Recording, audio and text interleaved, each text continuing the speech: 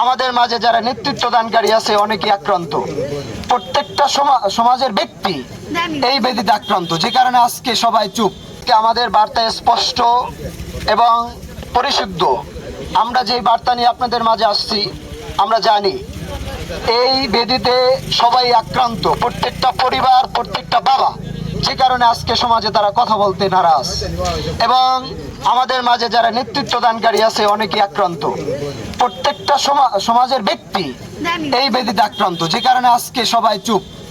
এবং এই বিষয় নিয়ে যারা কথা বলবে তারাও আজকে কথা বলতে পারে না। দুঃখের বিষয় হলো এটা।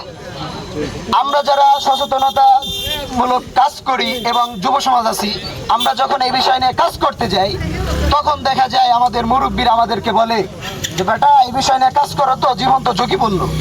আমরা তাদেরকে বলি যে শুনেন মুরব্বী, আমাদের জীবন তো একটাই, সেই জীবন যদি আল্লাহর জন্য দিয়ে দেই, জীবন তো মৃত্যু হবেই।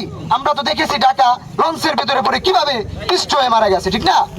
আমরা তো দেখেছি বাসের ভিতরে কিভাবে মুহূর্তের ভিতরে মৃত্যু হয়ে গেছে।